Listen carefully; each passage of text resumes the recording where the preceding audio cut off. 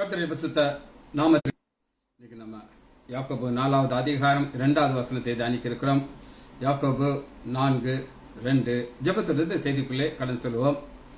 பிதாவே ஆராதிக்கின்றோம், இயேசுவே ஆர்ப்பரிக்கின்றோம், ஆவியானவரே அன்பு செய்கின்றோம், ஆவியானவரே உம்மில் அன்பு செய்கின்றோம், ஆராதிக்கின்றோம், ஆர்ப்பரிக்கின்றோம், அன்பு செய்கின்றோம், உம்மை ஆராதிக்கின்றோம், ஆர்ப்பரிக்கின்றோம், அன்பு செய்கின்றோம். மகனாக தெரிந்து கொண்டீர், மறுபடி பிறக்க வைத்தீர், மகனாக தெரிந்து கொண்டீர், மறுபடி பிறக்க வைத்தீர். ராஜாக்களும் நாங்களே, ஆசாரியரும் நாங்களே, ராஜாக்களும் நாங்களே, ஆசாரியரும் நாங்களே.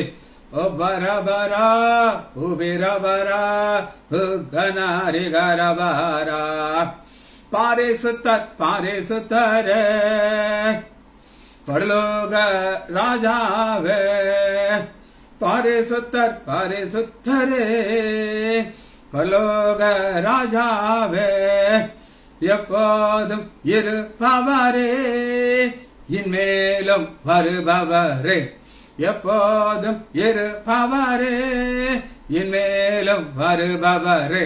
உரி உரிரா ஒப ஒபரா ஒபரா ரிகரபரா உபரா உபரபரா உப்பரா ரிகரபரா உபரப உபரபரா உகனக உகனகரா.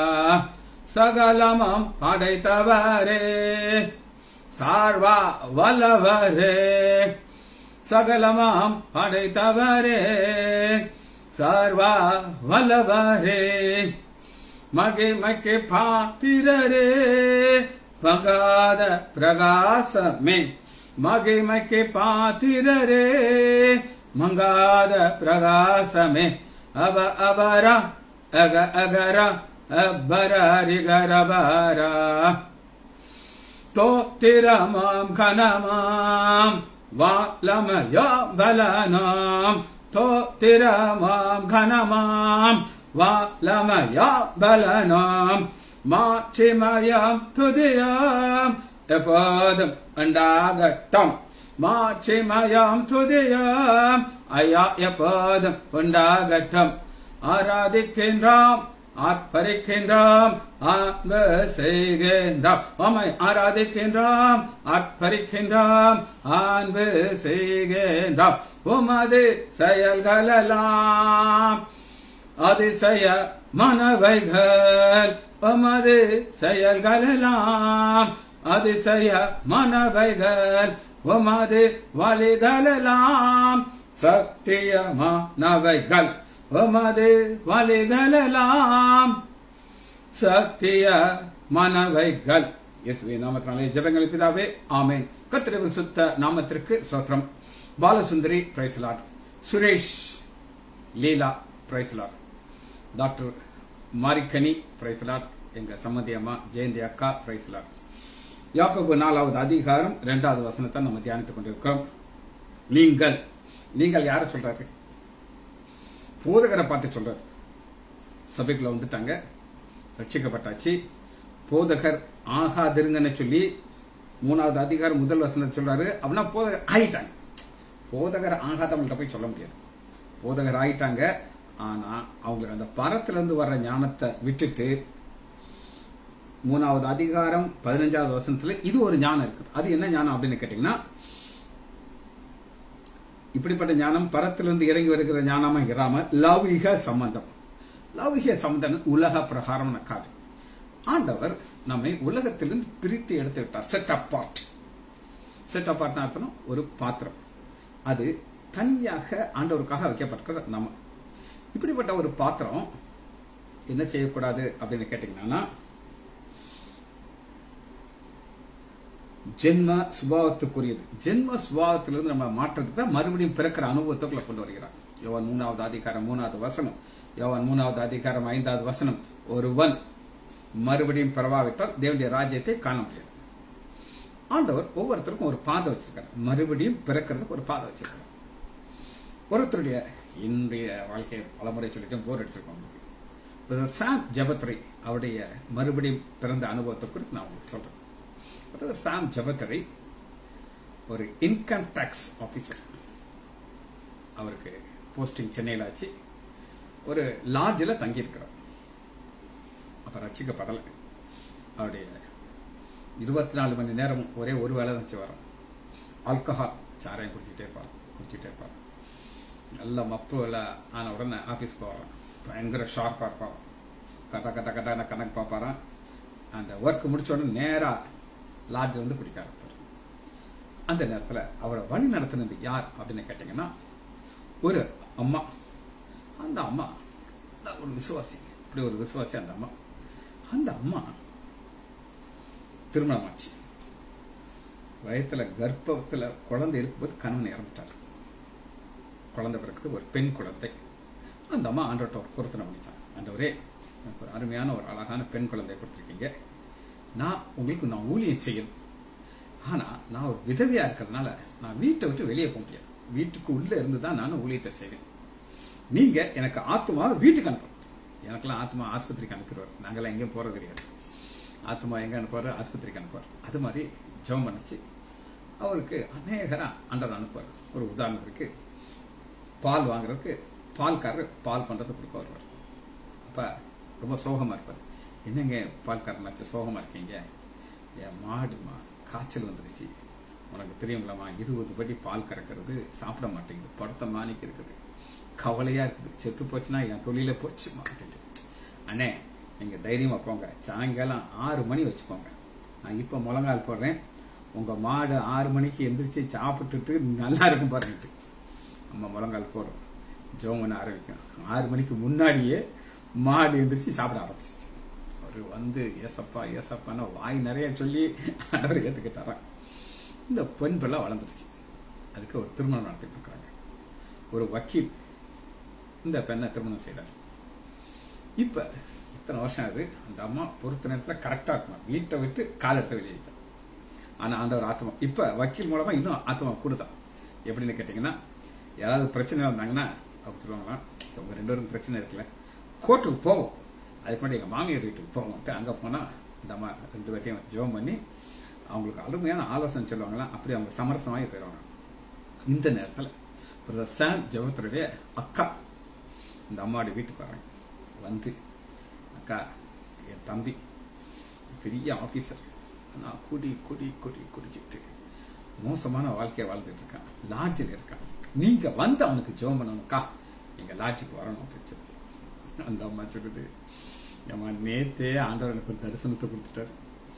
உன் பொறுத்தனையே நான் இன்னைக்கு கொஞ்சம் ஆஃப் பண்ணி வைக்க போறேன்.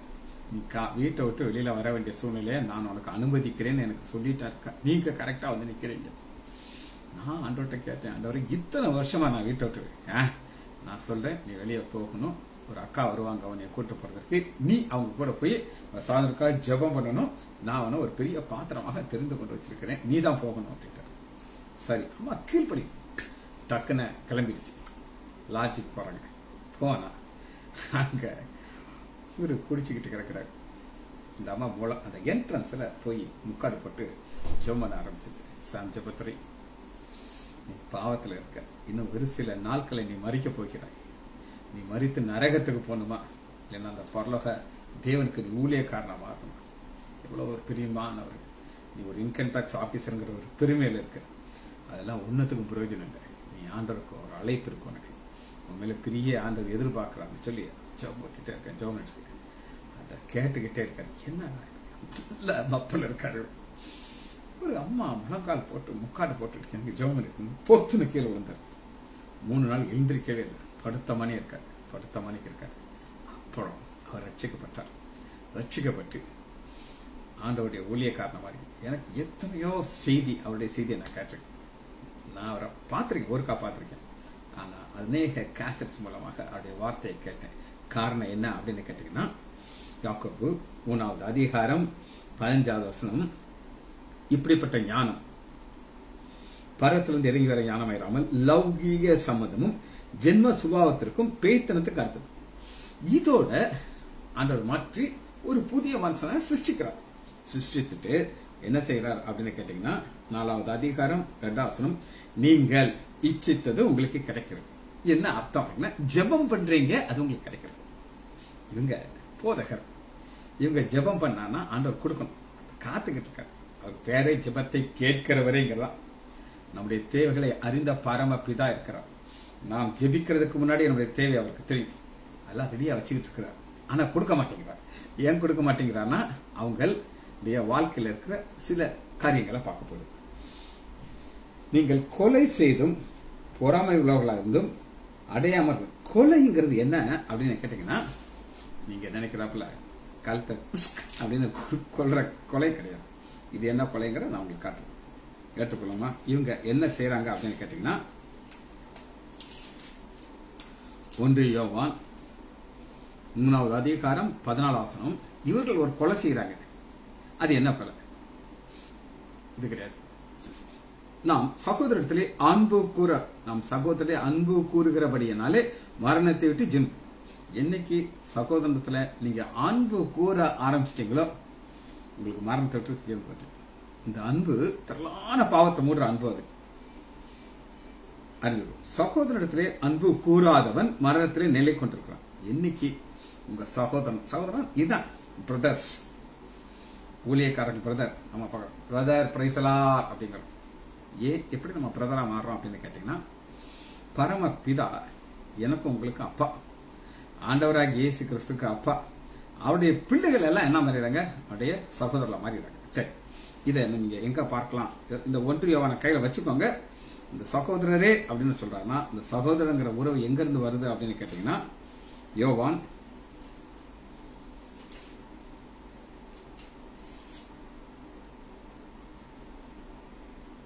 20வது அதிகாரம் 17வது வசனம். இங்கதான் ஆண்டவர் உறவை காட்டுறார். அவங்க சொல்லுவாங்க, உங்களுக்கு எப்படி சொந்தம் அது அப்படின்னு சொல்லுவாங்க. எப்படியோ போய் போய் போய் எங்கேயா சொல்லுவாங்க. ஆனா இங்க அப்படி கிடையாது. யோவான் 20வது அதிகாரம் 17வது வசனம், இயேசு அவளை நோக்கி, என்னை தொடாதே, நான் இன்னும் என் பிதாவிடத்திலே போய். இந்த பிதா பரலோக பிதா. நீ என்னுடைய சகோதரத்திலே போய். சீசர்ல என்ன சொல்றாரு? சகோதரங்கிறார். நான் என் பிதாவிடத்திற்கும் உங்கள் பிதாவிடத்திற்கும், என் தேவனிடத்திற்கும் உங்கள் தேவனிடத்திற்கும் ஏறி போயிருக்கேன். அப்ப நம்ம ஆண்டவராக இயேசு கிறிஸ்துவின் மூலமாக ஒரு சொந்தம் புரியறதுக்கு இதெல்லாம் உங்களுக்கு சொல்றேன். என்னுடைய மகளுக்கு திருமணம் ஆச்சு. அப்ப எனக்கு அந்த உறவுகள் எல்லாம் சொல்ல தெரியாது, சொந்தம் எப்படின்றது. அப்ப தூத்துக்குடியில் அந்த உறவை ரொம்ப கரெக்டா சொல்லுவாங்க. அந்த உறவை சொல்லிதான் கூப்பிடுறோம். மச்சானா மச்சான், அக்கானா அக்கா. அதை மாற்றவே கூடாது. மாத்தினா போவோம் வந்துடும் உங்களுக்கு. நான் எனக்கு சொல்லிக் கொடுத்தாங்க. எப்படி சொல்லிக் கொடுத்தாங்கன்னா, என்னுடைய மாப்பிள்ளையுடைய அம்மா, என்னுடைய சம்பந்தி அம்மா, எனக்கு என்ன உறவுனா அக்கா உறவு. அக்கா அக்கானால என்னுடைய மகளை நான் யாருக்கு கொடுத்திருக்கேன்? அக்காவுடைய மகனுக்கு கொடுத்திருக்கேன். இதான் உறவு. என்னுடைய அக்கா சம்பந்தி அம்மா, அவர் அண்ணா, அவரு மச்சான். மச்சான் நான் அவர் எப்படி பண்ணும்? மச்சான் எப்படி இருக்கீங்க மச்சான்? அவர் ரொம்ப சந்தோஷம். மச்சான் கூப்பிட்டானா அவர் என் மாப்பிள்ள. இது உறவு திருமணத்தினால வருது. திருமணம் போச்சுன்னா அந்த உறவு கரெக்டா இருக்கும். அவர் இறந்தாலும் இன்னும் அந்த உறவு மெயின்டைன் ஆகும். சரி, பாப்போமா? 1 யோவான் 3வது அதிகாரம் வசந்தம் தான் உங்களுக்கு வாசிக்கிறேன். யாக்கோபு 4வது அதிகாரம் 2வது வசனத்துல, நீங்கள் கொலை செய்த பொறாமை உள்ளவங்க. கொலை செய்யறாங்க. யாரை கொலை செய்யறாங்க? 1 யோவான் 3வது அதிகாரம் 15வது வசனம், தான் சகோதரனை பகைக்கிற நிவனும் மனுஷ கொலைபானம். அந்த பகை அப்படின்னு உந்துச்சுனாலே என்ன வந்துருச்சு? மனுஷ கொலை. ஆண்டவர் எப்படி பார்க்கிறார் நம்மள அப்படின்னு நீங்க கேட்டீங்கன்னா, ஒரு அன்பின் உறவை எதிர்பார்க்கிறோம். எத்தனை பேர் இருக்கிறீங்க? எல்லாருமே ஒரு சகோதரர்கள் அங்கிற ஒரு இதுல உட்காந்து. நாளைக்கு ஒரு முக்கியமான ஒரு இடத்துக்கு போகிறோம். எத்தனை பேர் நீங்க வரப்போறீங்கன்னு தெரியல. நான் போகிறேன். என் பேரை போட்டார் அவர். ஒரு கனவு இல்லம். எனக்கு கனவு இல்லம். நான் பார்த்தேன். இந்த ஒவ்வொரு வார்த்தையும் பரத்துல இருந்து ஆண்டவர் கொடுத்திருக்கிறார். ராஜேஷ் ஒரு வீடு கட்டியிருக்கிறார். இங்க ஸ்டாலின் ஒரு வீடு கட்டினாரு. ஸ்டாலினுக்கு கணவன் மனைவி 2 பேரும் சேர்ந்து வேலை பார்த்தாங்க. அதனால ஸ்டாலினுக்கு 50% தான் அந்த வீட்டின் மேல ஒரு உரிமை இருக்குது. ஆனா ராஜேஷ்க்கு புறத்திலிருந்து ஒத்தாசை வந்து அவருக்கு அந்த வீட்டு ஆண்டவர் கொடுத்தாரு. அதுக்கு பேரு கனவு இல்லம் அப்படி போட்டிருக்கிறாரு. இப்ப எனக்கு ஏன் ரொம்ப சந்தோஷம் அப்படின்னு நீங்க கேட்டீங்கன்னா, இந்த ராஜேஷ ஆண்டோடைய கிருபைனால நான் வழி நடத்துறேன். என்கிட்ட வந்தார்.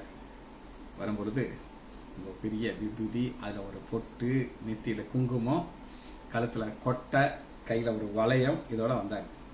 எங்கிட்ட வந்தது எதுக்காக வந்தார் அப்படின்னு நீங்க கேட்டீங்கன்னா, சார் எனக்கு கேட்டரிங் காலேஜ்ல ஒரு சீட் வாங்கி கொடுங்க சார் அப்படின்னாரு. என்ன விஷயம் அப்படின்னு கேட்டேன். இல்ல சார், கேட்டரிங் முடிச்சாச்சுன்னா இந்த ஷிப்ல வேலை கிடைக்கும்னு சொன்னாங்க. ஷிப்ல வேலை கிடைச்சாச்சுன்னா நான் ஃப்ரீயா கடல் மூலமாக பல இடத்த நான் போய் பார்க்கலாம், சமையல் பண்ணலாம், சாப்பிடலாம். இதுதான் அவருடைய பிளான். அடுத்த நாள் வர்றாரு. நெக்ஸ்ட் டே அந்த கொட்டையும் காணும், கழுத்துல இருக்கிறதுக்கான உன்னையும் காணும், வலையிலையும் காணும். எனக்கு ஒரு பைபிள் கொடுங்க சார் அப்படின்னாரு. பைபிள் கொடுத்தேன். பைபிள் வாசிக்க ஆரம்பிச்சாரு. அவனுடைய ஊழியக்காரனை மாறிட்டார். ஆலயத்தில் போய் செய்தி கொடுக்கிறார். எனக்கு என்னுடைய அண்ணன், என்னுடைய தம்பிக்கு இருக்கிற அன்பு எவ்வளவு இருக்கோ அதை விட ஒரு ஸ்டெப் கூட தான் இருக்கு இவர் மேல. காரணம் என்ன? தன் சகோதரனை பகைக்கிற எவனும் மனுஷ கொலைபாதகன் இருக்கிறான். மனுஷை கொலைபாதகன் எவனோ அவனுக்கு நித்திய ஜீவன் நிலைக்கிறது. 14 அவர் தம்முடைய ஜீவனை நமக்கு கொடுத்ததுனாலே. இங்கதான் காட்டாரு, அப்பா நான் என் உயிரையே கொடுத்திருக்கேன்ப்பா, நீ ஏன்பா அன்பு விட்டு வைக்க முடியாது? இதான் கேள்வி. 1 யோவான் 3வது அதிகாரம் 16 அவர் தம்முடைய ஜீவனை நமக்கு கொடுத்ததுனாலே அன்பு என்னது?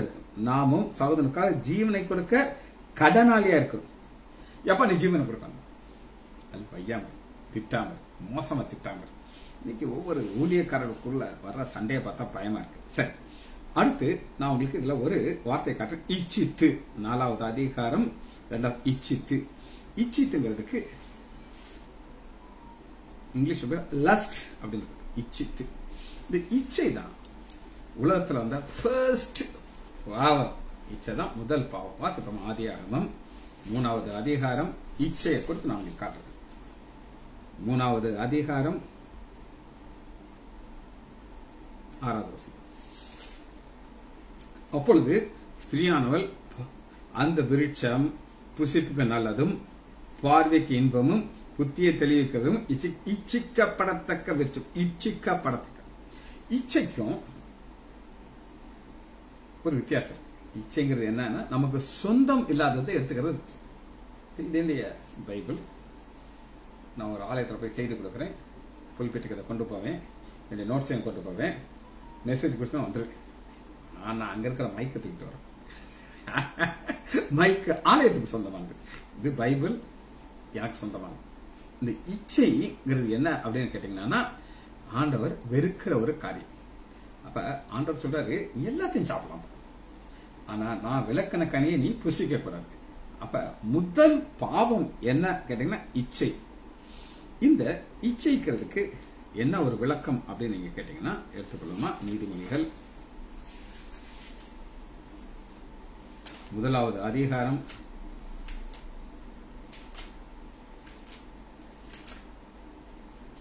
19 பொருள் ஆசை எல்லாருடைய வழிந்து. இச்சைங்கிறது பொருள் ஆசை, சம்பாத்தியம். அது நம்ம கைக்கு ஆண்டவர் கொடுக்கிறார். நான் சம்பாதிக்க ஆண்டவர் கொடுக்கிற ஒரு ஆசை, ஆசையா கொடுக்கிறார், சம்பாத்தியத்தை கொடுக்கிறார். ஆனா ஆசீர்வாதங்கிறது என்ன அப்படின்னு கேட்டீங்கன்னா, அது சம்பாதிக்க முடியாது. அது தேவன் பரத்திலிருந்து கொடுக்கணும். ராஜேஷ் ஆண்டவர் கொடுத்தது என்ன அப்படின்னு கேட்டீங்கன்னா ஆசீர்வாதம். அவருடைய திறமையினால, அவருடைய ஒரு வேலையினால இது சம்பாதிக்க முடியாது. இது அவர் கொடுத்தது. இதுக்கு பேர் ஆசீர்வாதம். ஆனா அந்த பொருள் ஆசை எல்லாருடைய வழியும் இதுவே. இது தன்னை உண்டாக்குறவனே உயிரை வாங்கும். தன்னை உண்டாக்குறவனே உயிரை வாங்கும் அப்படின்னா என்ன அப்படின்னு நான் உங்களுக்கு சொல்றேன். இப்ப ஒரு எக்ஸ்பிளனேஷன் நான் கொடுக்க போறேன். வாலிப வயது அப்படின்னு ஒரு வயது. அப்ப நமக்கு நிறைய ரூபா இருக்காது. கடினமா வேலை செய்யணும். வேலை செஞ்சு ஒரு தமிழ்ல ஒரு வார்த்தை சொல்லுங்க, வாயையும் வயத்தையும் கட்டி சம்பாதிப்பாங்க. பார்த்துருக்கேன். அநேகர் சாப்பிட கூட மாட்டாங்க.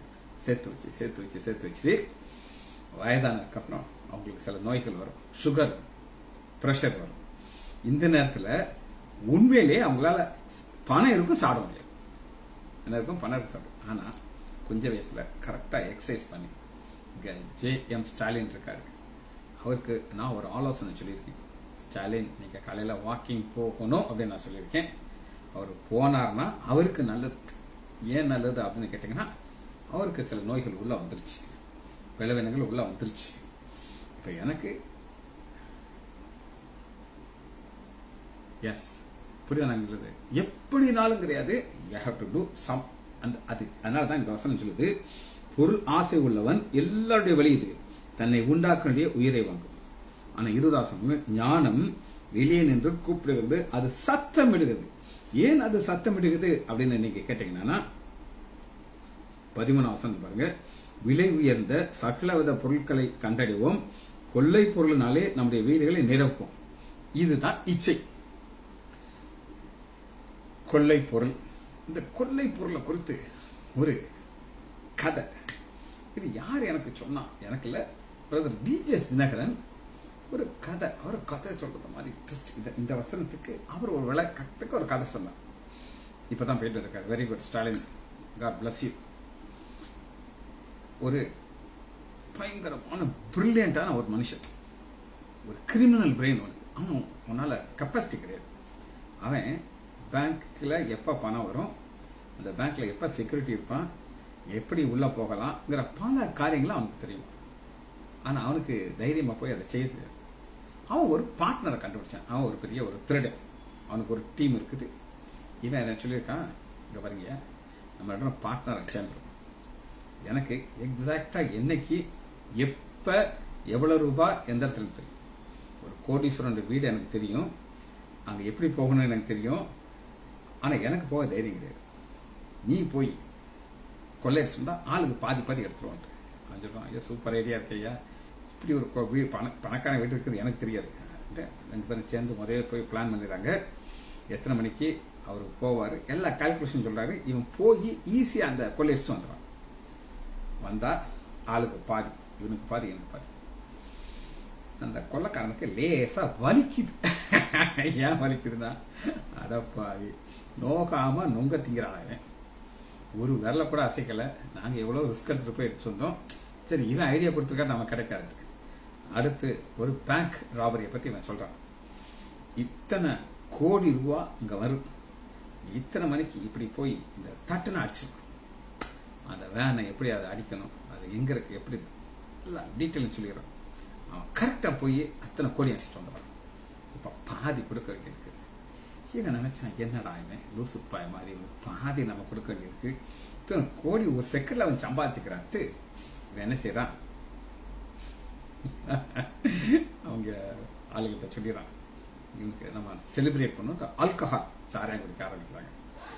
2 பேரும் சாராயம் குடிக்கிறாங்க. அந்த ஐடியா கொடுத்தவன் பின்னாடி ஒரு பெட்ரோலை ஊத்திட்டு தீ வச்சிடும். இந்த ரூபாயெல்லாம் எங்களுக்கு தான் சொந்தம்.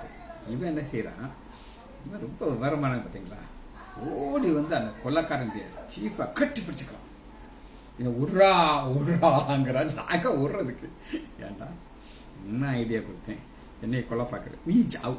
இதைத்தான் நம்ம நீதிபதிகள் 1வது அதிகாரம் 13 விலை உயர்ந்த சகலவித பொருள்களையும் கண்டடைவோம், கொள்ளை பொருளாலே நம்முடைய வீடுகளை நிரப்பும். 14 எங்களோட பங்காளியை. நான் சொன்ன பாத்தீங்களா, டி.ஜே.எஸ். தினகரனுடைய கேசட்லாம் இப்ப நீங்க கேளுங்க, அருமையான ஒரு வசனத்துக்கு அப்படி ஒரு கதையை சொல்லுவாரு. இது யார் அப்படின்னு கேட்டீங்கன்னா, இதைத்தான் நம்ம பார்க்கிறோம். யாக்கோபு 4வது அதிகாரம் 2வது வசனம், ஈச்சித்தும், இவனுக்கு அந்த பணம் தேவையா, உங்களுக்கு கிடைக்கவில்லை, நீங்கள் கொலை செய்தும் பொறாமை அடையாமல் பண்ணி, நீங்கள் சண்டையும் யுத்தமும் பண்ணியும். சண்டையும் யுத்தமும் எங்க இருந்து வருதுன்னா, இது நான் நேற்று, அது வேற, இது உள்ளுக்குள்ள வர்ற சண்டை. நான் கஷ்டப்பட்டேன், உனக்கு இதுக்கு நான் காசு கொடுப்பேன். சரி, அடுத்த வசனத்துக்கு நம்ம போகிறோம். பிரசங்கி 4வது அதிகாரம் 8வது வசனம்.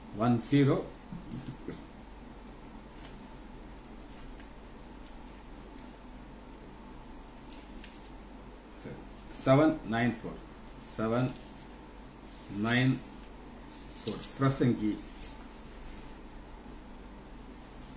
4வது அதிகாரம் 8வது 4:8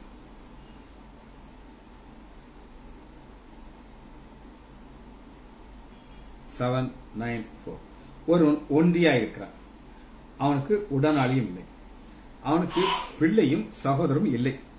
அப்படி இருந்தும் அவன் படும் பிரயாசத்திற்கு முடிவில்லை. அவன் கண் ஐஸ்வர்யத்தினால் திருப்பார்கள். நான் ஒரு நன்மையும் அனுப்பியாமல் யாருக்காக பிரயாசப்படுகிறேன் என்று அவன் சிந்திக்கவில்லை. இதுவும் மாயை. சரி, இத நீங்க புரிந்து கொண்டதற்கு ஒரு பாஸ்டருடைய செய்தியில் என்ன சொன்னார் அப்படின்னா, நாகர்கோவில் அந்த பாஸ்டர் இருக்கார். அவர்கிட்ட ஒரு வயதானவர் 78 வயது, நீ 80 ஆகலையா, 78 வயசு. அவர் வந்து எனக்காக ஒரு ஜெபம் பண்ணணும் சார் அப்படின்னா. என்ன ஜெபம் பண்ணணும்? என்னுடைய பையன் இறந்துட்டான், என் மனைவி ரொம்ப வருஷத்துக்கு முன்னாடி இறந்துட்டான், நான் ஒண்டி கட்ட, நான் பெரிய கோடீஸ்வரன். நான் என்னுடைய வீட்டுக்கு பக்கத்துல பின்னாடி ஒரு பெரிய இடம் விலைக்கு வச்சு காசு வச்சிருக்கேன். ஆனா என்ன நடந்துச்சு அப்படின்னு கேட்டீங்கன்னா, நான் போய் பிசினஸ் டீல் பேசிக்கிட்டு இருக்கேன், அதுக்குள்ள வேற ஒரு ஆள் கொடுத்துட்டான். இப்படி ஒரு ஏமாற்றம் வந்துச்சு எனக்கு. இப்ப என்னுடைய ஃபேக்டரி, பெரிய ஃபேக்டரி வச்சிருக்கேன், அது பக்கத்துல ஈக்குவல் சைஸ்ல ஒரு இடம் இருக்கு. அப்ப நான் என் நண்பர்கிட்ட சொல்லிட்டு இருந்தேன், வீட்டு பக்கத்துல உள்ள ஏமாற்றம் வச்சுக்கேன், இது எப்படியாவது எனக்கு கிடைக்கணும். அப்ப அது உங்க பேரை சொன்னார் சார், நீங்க ஒரு பெரிய பாஸ்டர், நீங்க ஜெபம் பண்ணா அந்த இடம் எனக்கு அப்படியே கிடைச்சிடும் அப்படின்ட்டு.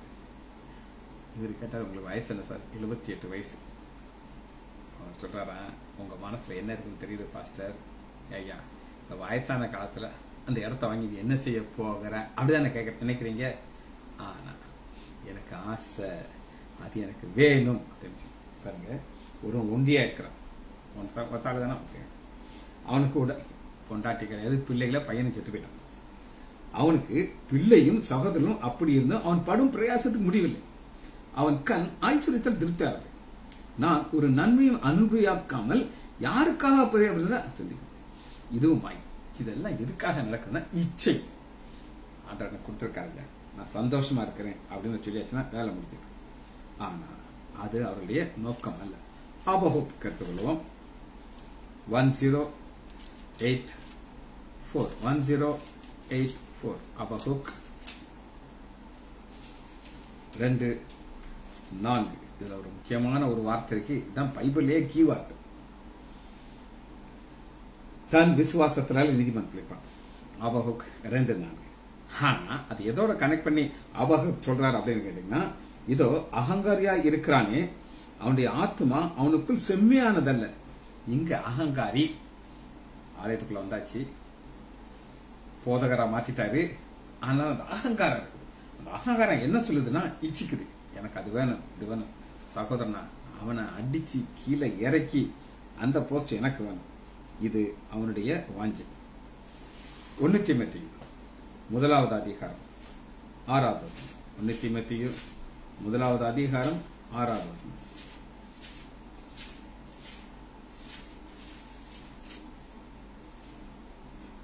6:9. ஐஸ்வர்யவான் ஆக விரும்புகிறவர்கள். ஆண்டவர் ஒவ்வொருத்தரையும் ஒரு மாதிரி உருவாக்குவார். ஒரு சிலர் பறக்கும் போதே பணக்காராக்கிடுவார், ஒரு சிலர் உழைப்புல பணக்காரராகணும். ஆனா இவங்க ஐஸ்வர்யவானாக விரும்புகிறவர்கள் சோதனையிலும் கண்ணியிலும் மனுஷனுடைய கேட்டிலும் அழிவிலும் அவிழ்ந்து மதிக்கேடு சேதமான பல வயிற்றிலையும் விழுகிறார்கள். பண ஆசை எல்லா தீமைக்கும் வேறாயிருக்கிறது, அதை சிலர் இச்சித்து. எனக்கு ஆண்டவர் சர்ஜரி கொடுக்கிறாரு, என்னை ஆசிரியச்சிருக்காரு, நான் ஆஸ்பத்திரியில் சம்பளம் கொடுக்குறாங்க, நான் சந்தோஷமா இருக்கேன். இப்ப நான் இன்னொரு பிரான்ச் போட போறேன், அங்க இன்னொரு பேஷண்ட பார்க்க போறேன், ஆண்டவர் என்ன செய்வாரு? நோ அப்படின்றார். ஆனா நமக்கு என்ன தேவைங்கிறத நான் உங்களுக்கு காட்டப்படுறேன். என்ன தேவைங்கிறது நம்ம காட்டணும். மத்தேயு 6வது அதிகாரம் 19. பூமியிலே உங்களுக்கு பொக்கிஷம் சேர்க்க வேண்டாம், பரலோகத்திலே உங்கள் பொக்கிஷங்களை சேர்த்து வைங்க. இன்னைக்கு 2 வகையான அக்கௌண்ட்டை நான் உங்களுக்கு காட்ட போறேன். காலையில 8:05 கரெக்டா என்னுடைய பரலோக அக்கௌண்ட் ஆரம்பிச்சிடும். 8:30 அக்கௌண்ட் முடிச்சிடும். அப்புறம் உட்காந்து நான் பைபிள் எழுதுவேன். அப்புறம் 10 மணிக்கு ஓபிக்கு போயிருக்கேன். 10ல இருந்து 12, 12:30 வரை அது பூலோக அக்கௌண்ட். பூமியில எனக்கு வேலை செய்யறதுக்கு ஆண்டவர் கொடுத்துருக்காரு. பரலோக அக்கௌண்ட் ஒன்று இருக்கு, பூமியில அக்கௌண்ட் இருக்குது. ஒரு சிலர் வேலையை சேமா இருப்பாங்க, அதே ஆண்டவர் இருக்கிறார். மத்திய 7வது அதிகாரம் 7வது வசனம், கேளுங்கள் அப்பொழுது உங்களுக்கு கொடுக்கப்படும். கேளுங்கள். எதை கேட்கணும்?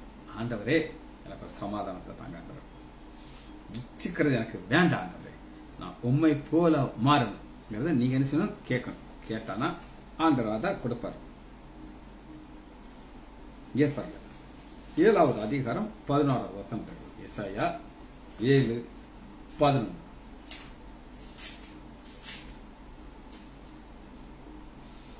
நீ உன் தேவனாகிய கர்த்தரிடத்தில் ஒரு அடையாளத்தை வேண்டிக்கொள், அது ஆழத்தில் இருந்தாலும் உயர்த்தது. ஆனால் நான் கேட்க மாட்டேன், கர்த்தரை பரிச்சை பார்க்க மாட்டேன். இப்பொழுது கர்த்தர் தாவீது வம்சத்தாரே கேளுங்கள். எதை கேளுங்கள்? அடையாளத்தை கேளுங்கள். அடையாளத்தை கட்டா என்ன கொடுக்கிறார் அப்படின்னு கேட்டீங்கன்னா, நம்முடைய ஆண்டவராகிய இயேசு கிறிஸ்து ஒரு கன்னி பிறப்பிலிருந்து வருவாங்க சொல்ற. கேளுங்கள். கேட்டா யார் வரப்போறா? நம்முடைய ஆண்டவராகிய இயேசு கிறிஸ்துடைய பேரை பார்க்கிறோம்.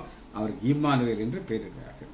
இது எதற்காக கொடுக்கிறார் அப்படின்னு கேட்டீங்கன்னா, லூக்கா 11வது அதிகாரம் 10வது வசனம். லூக்கா 11:10. ஏனென்றால் கேட்கிற எவனும் பெற்றுக்கொள்கிறான், ஆனா இச்சிக்காம கேட்கணும். நம்ம ஒண்ணு கேட்கணும்னா அதன் மூலமாக ஆண்டவர் மகிமைப்படணும். ஒரு காரியத்தை செய்றீங்களா, அதன் மூலமா ஆண்டவருடைய நாமம் மகிமைப்பட வேண்டும். தேடுகிறவன் கண்டடைகிறான், தட்டுகிறவனுக்கு திறக்கப்படும். வசனத்தை வாசிச்சு நான் அந்த செய்தியை முடிக்க போகிறேன். யாக்கோபு 4வது அதிகாரம் 2வது வசனத்தை நீங்க நம்ம தியானிச்சோம். நீங்கள் இச்சித்தும் உங்களுக்கு கிடைக்கவில்லை. யார் இச்சிக்கிறாங்க? போதகர். நீங்கள் கொலை செய்தும் பொறாமையா இருக்கு. கொலைங்கிறது மனித கொலைபாதகம். காரண சகோதரர் வெறுக்கிறார்கள். அடையாளம் பண்ணும். நீங்கள் சண்டையும் யுத்தமும் பண்ணியும் நீங்கள் விண்ணப்பம் பண்ணாமல் இருக்கிறதுனாலே உங்களை சிக்க ஜெபிச்சு முடிக்கமா? மகா இரக்கமும் கிருபையுள்ள பிதாவே, துதிக்கிறோம் ஐயா. நீர் ஜெபத்தை கேட்கிற தேவன் ஐயா. எங்களுடைய ஜெபத்திற்கு நீர் பதில் தருகிறீர் ஐயா. எங்களை பிள்ளைகளாக வைத்திருக்கிறதுக்காக நன்றி ராஜா. இந்த பிள்ளைகள் ஒவ்வொருவரையும் என் ஆண்டவராகிய இயேசு கிறிஸ்துவின் நாமத்தினாலே ஆசீர்வதிக்கிறேன்.